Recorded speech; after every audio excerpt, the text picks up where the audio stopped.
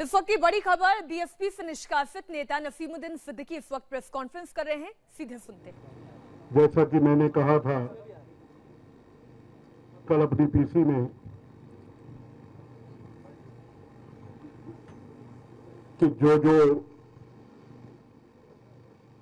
झूठे अनर्गल तस्हीन आरोप मेरे ऊपर, मेरे परिवार के ऊपर,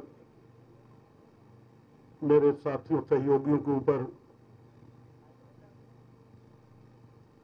मायावती जी, सतीश चंद्र मिश्रा एंड कंपनी और आनंद कुमार जी के द्वारा लगाए जाएंगे, मैं उनका तथ्यों के साथ, प्रमाण के साथ जवाब दूंगा। और कल मैंने तथ्यों के साथ, प्रमाण के साथ आप लोगों के माध्यम से जवाब दिया। आप लोगों ने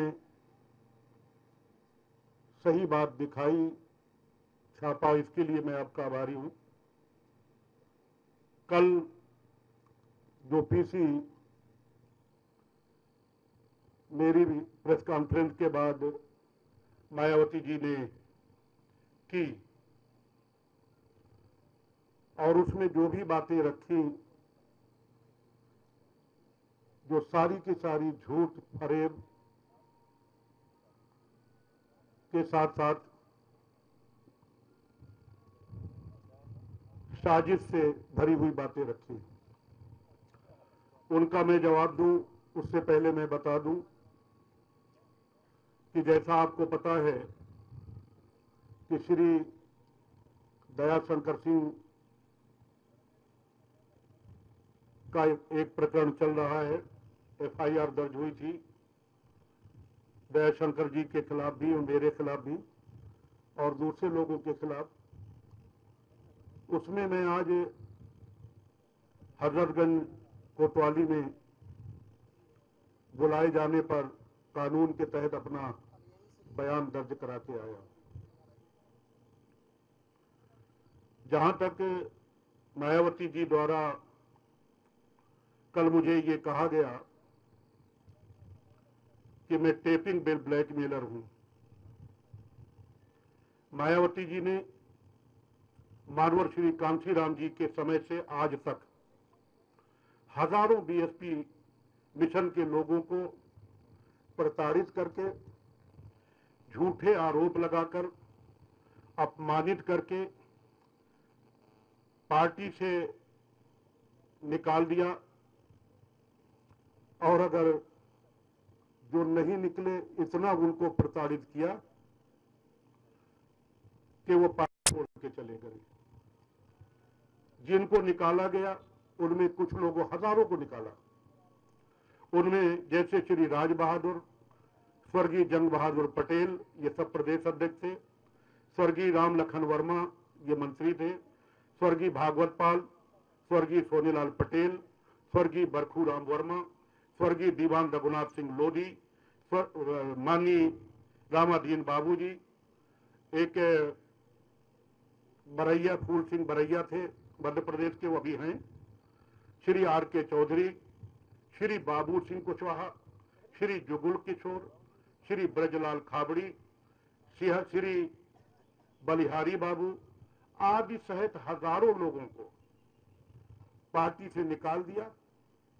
इतना प्रताड़ित किया, इतना प्रताड़ित किया, इसके बाद निकाल दिया। और कुछ लोग जो ज्यादा प्रताड़ित हो गए उनमें से पार्टी छोड़ के चले गए, जैसे श्री स्वामी प्रसाद मौर्य, ब्रजेश पाठक वगैरह वगैरह।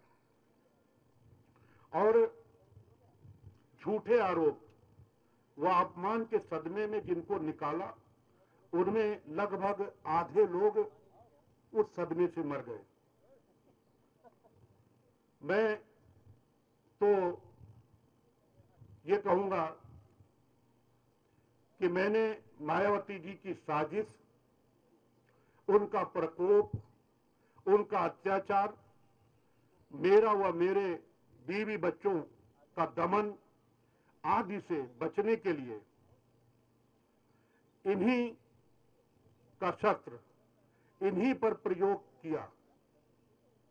अर्थात जो मायावती जी ने मुझे फोन टेपिंग आदि सिखाया था, मैंने अपने व अपने परिवार को बचाने के लिए मजबूरी में, न कि किसी को ब्लैकमेल करने के लिए, मायावती जी पर जब प्रयोग किया तो मायावती जी तिलमिला उठी और मुझे फोन टेपिंग और ब्लैकमेलर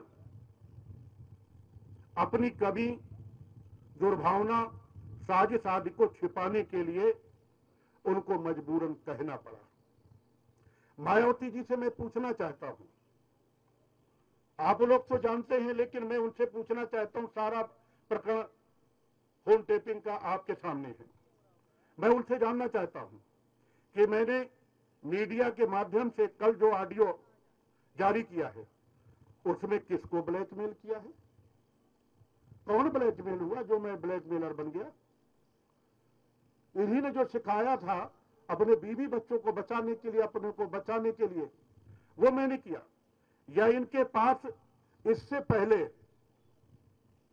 का कोई मेरा फोन टेपिंग जिसमें किसी को मैंने ब्लैकमेल किया हो, इनके पास या इनके चेलों के पास अगर है तो वो सामने लाए रखें।